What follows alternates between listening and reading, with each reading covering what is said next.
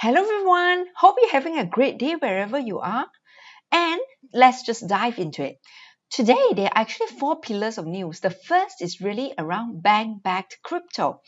Now, I'm sure all of you probably have heard that JP Morgan is the first US bank, first major global bank that actually issuing their own cryptocurrencies. Yeah, but as I've scrolled through the news, right, they are not the only one, and they are just the first one to officially announce.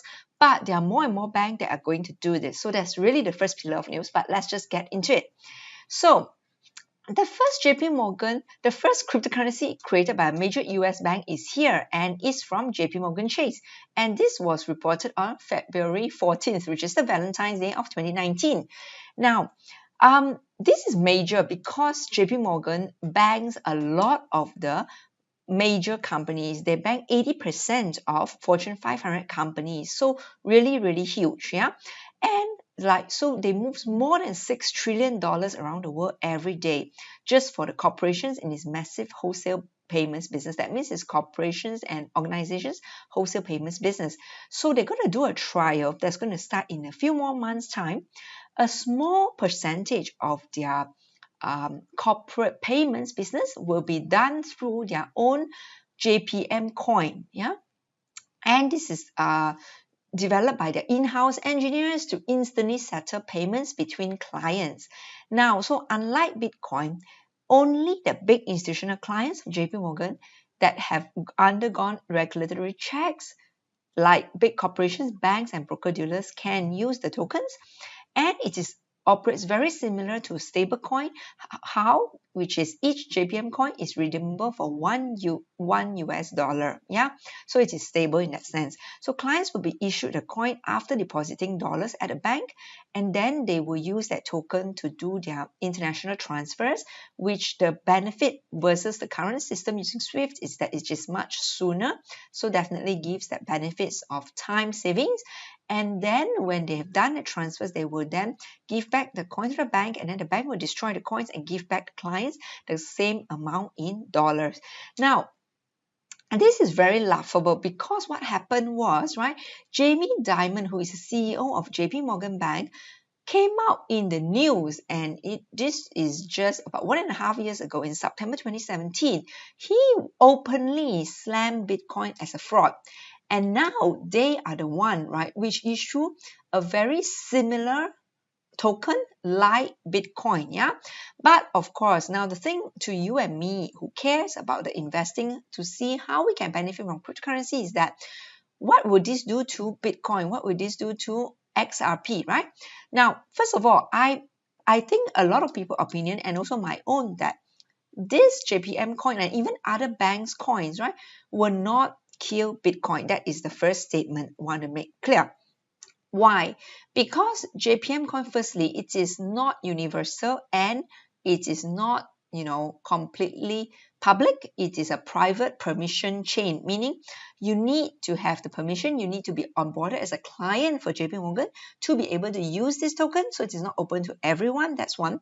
So retail investors and retail individuals who are unbanked definitely cannot use this. So a lot of the migrant workers cannot use this, right? Even you and me cannot even use this unless we operate a huge business, yeah? And then we have to be onboarded by JP Morgan. Then we can use this. So they're not even targeting people like us. That's one. And even then, right, these tokens, even if you're their client and even if you're using them, if one day they decide to sanction you for some whatever reasons that let's say you're not aligned with the government's interest, right, they can just stop your payment just like that. Whereas in Bitcoin or XRP, those things cannot happen.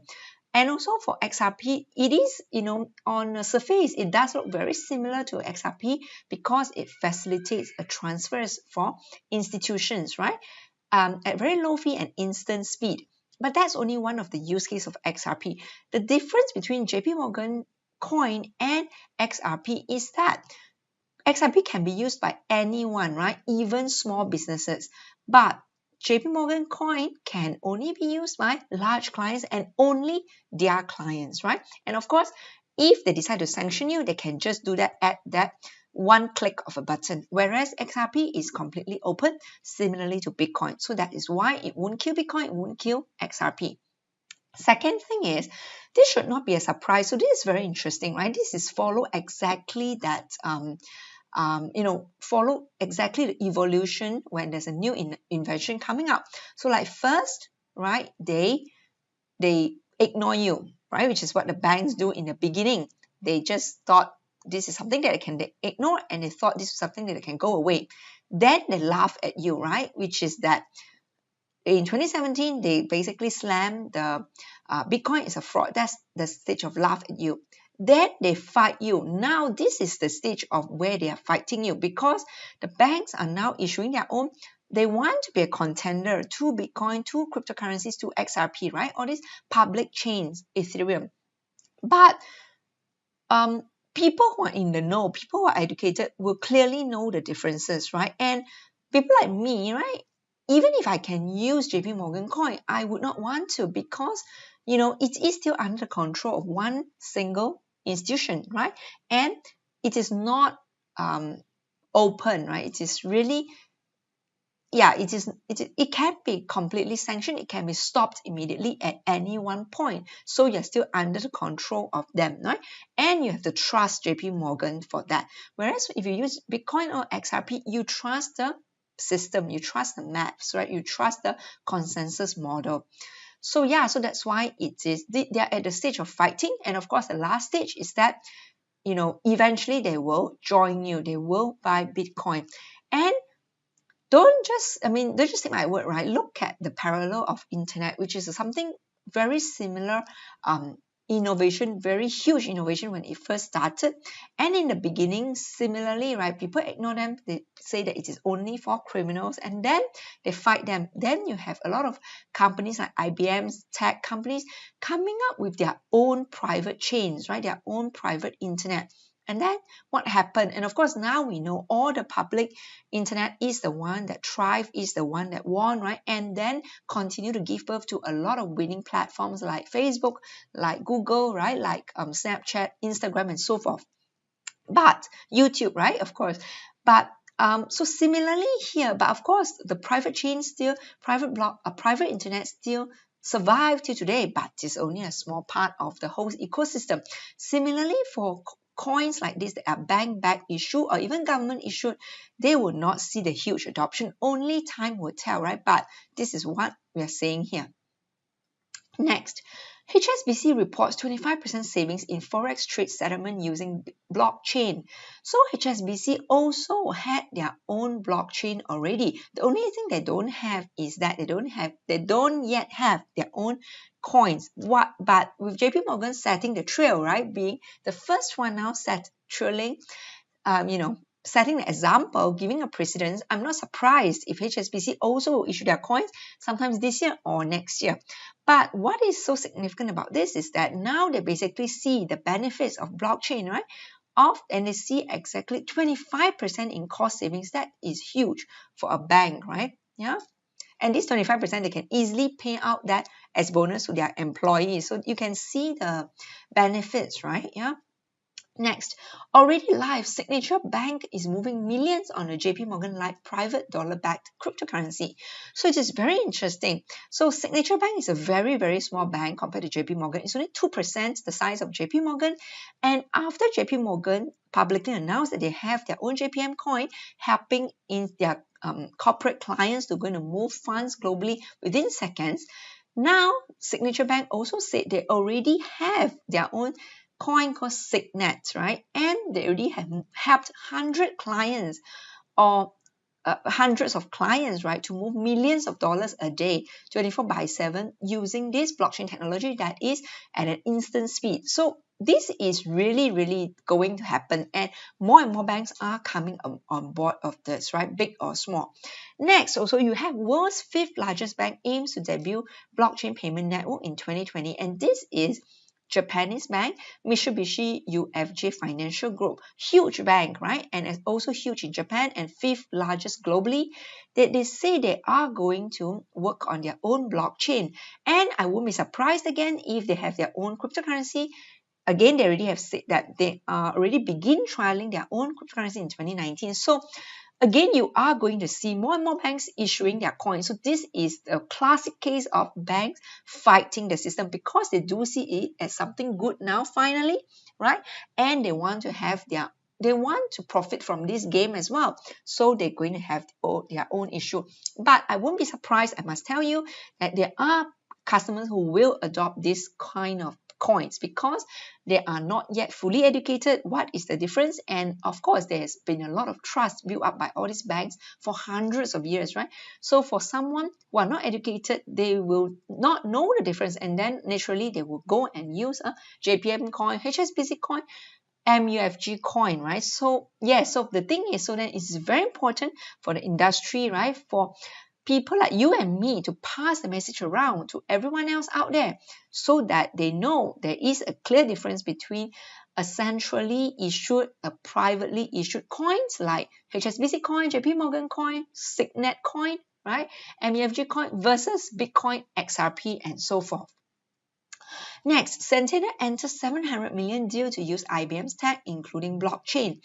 So Europe's largest bank, Banco Santander, are using IBM's blockchain now, and they are going to use them for multiple usage, including blockchain, artificial intelligence, and big data.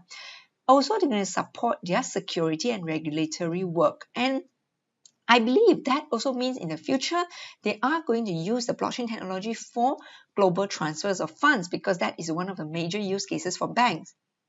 Again, I won't be surprised if soon you hear Santander issuing their own cryptocurrency again. So again, really, it is very, very interesting when you see all the big banks, right, in every part of the world, US, Europe, UK, HSBC, Japan, right?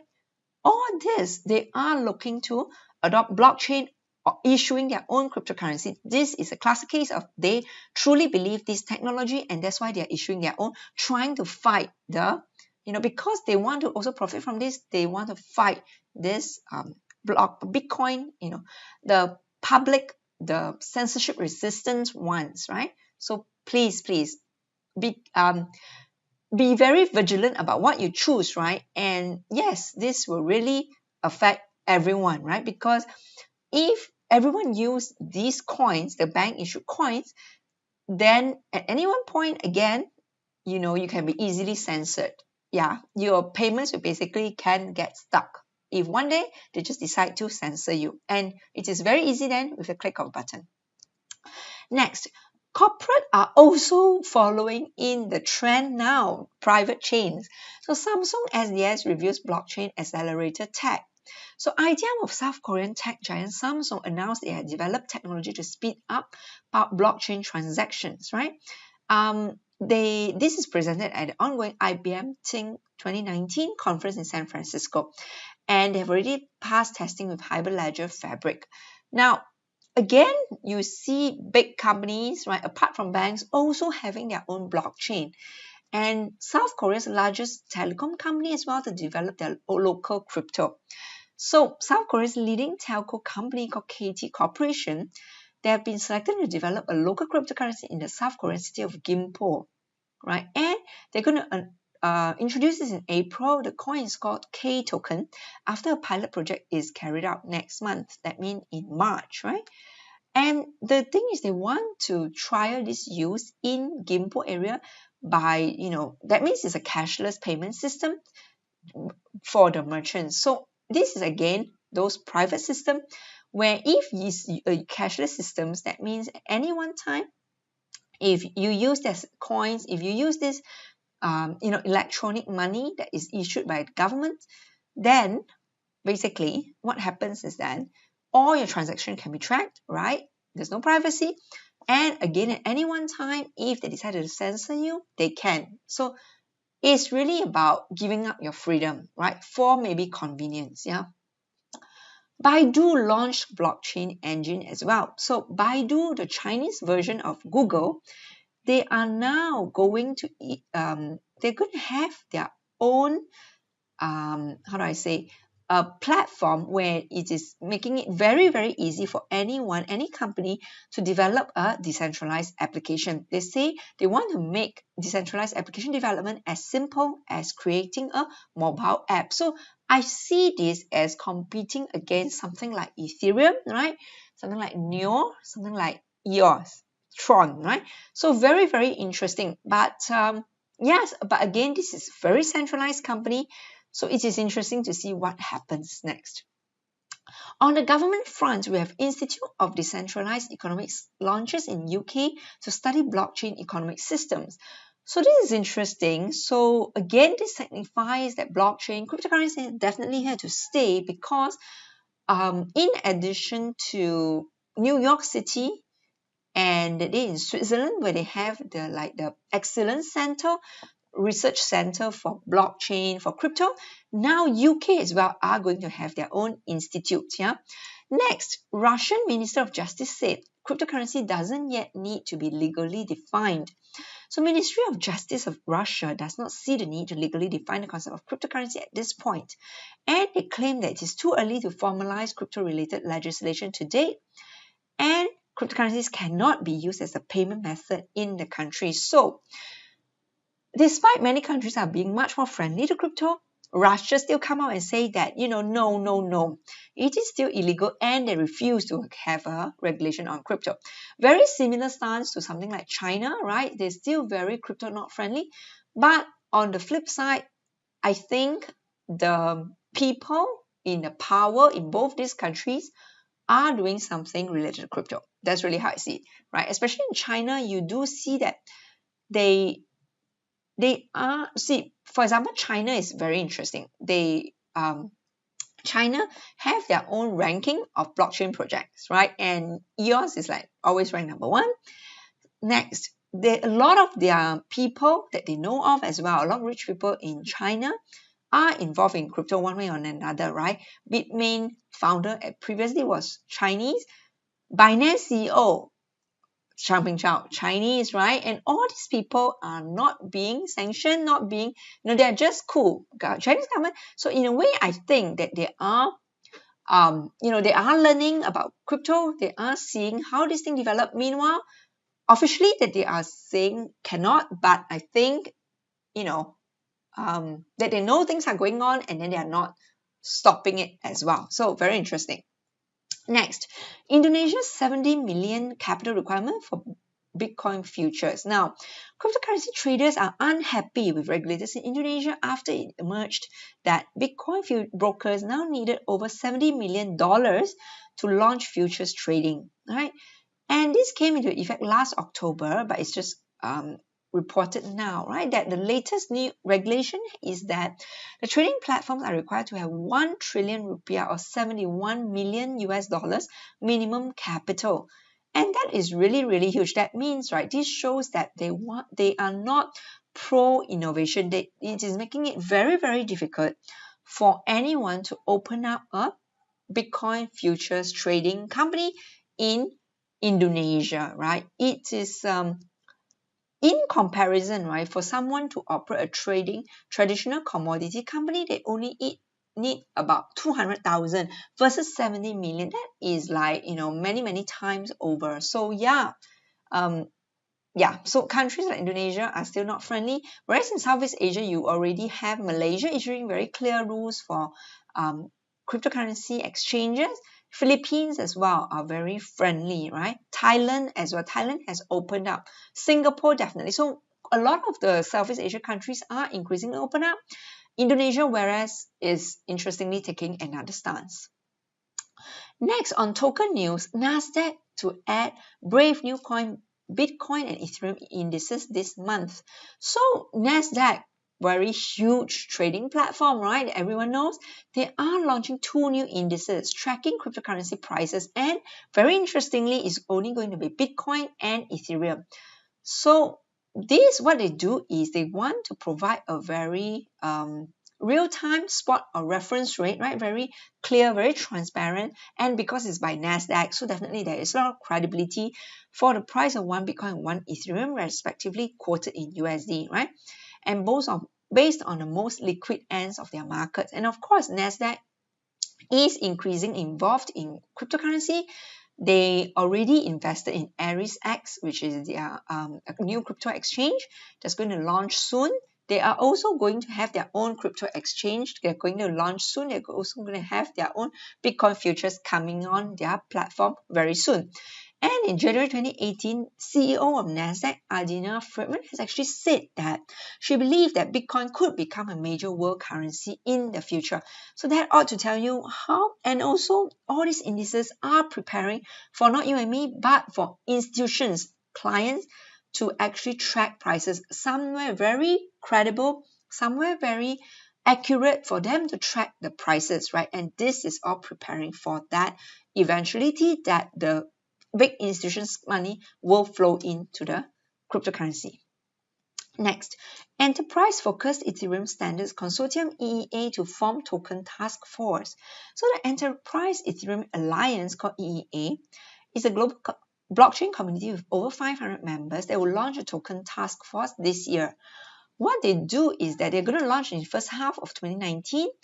They will basically contribute to enterprise tokenization and build public confidence in crypto. So basically, I think they're focusing more on education, right? And to help anyone, any company that want to adopt the Ethereum-based blockchain technology, they are going to be the one to explain to you, educate you, explain what's the benefits, what's the, what are the necessary steps you need to take to adopt this. So very, very good, I think, right? That you really need to step up all this education so that more and more people can get on board, and it is increasingly going mainstream now with a lot of the banks saying that they are going to issue their own coins. A lot of people are going to know of cryptocurrencies. Next, Ripple introduces XRP Ledger version 1.2.0 with upgrade deadline of February 27. So Ripple was company behind XRP. They are introducing a major network upgrade into XRP. So with this upgrade, servers will be able to automatically detect transaction censorship attempts and issue warnings of increasing severity of transactions. That just means that, right, basically what happens is that they want to make sure that all the transactions in XRP system will go through smoothly, right? Censorship resistant, that is the key, right? Next, Dutch tech firm developed proof of concept of autonomous smart electricity grid using IOTA.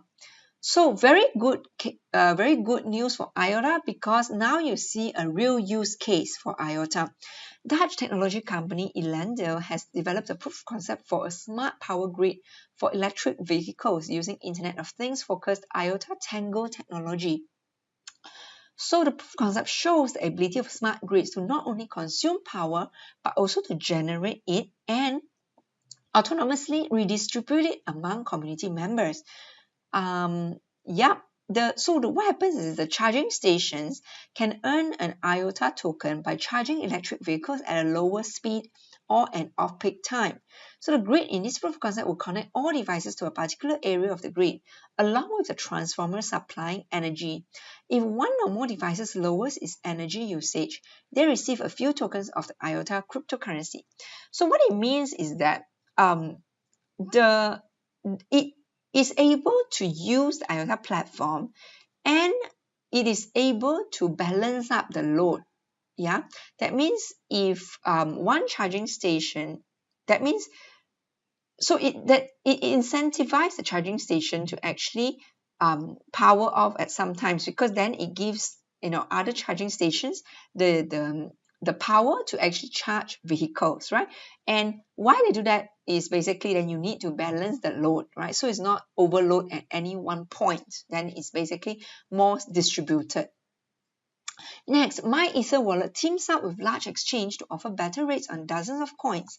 So Crypto Wallet has relaunched its product and signed a partnership with well-known exchange. MyEtherWallet is collaborating with Change Alley, means its community can now use the exchange multi-swap functionality. The feature opens the door to more than 100 cryptocurrencies and helps achieve better exchange rates during conversions.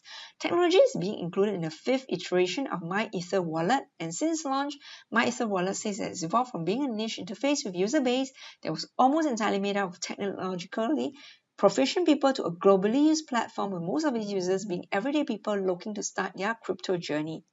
So multi-swap works by automatically selecting the best crypto trade in order to get from A to B without scoring exchanges for lowest rates.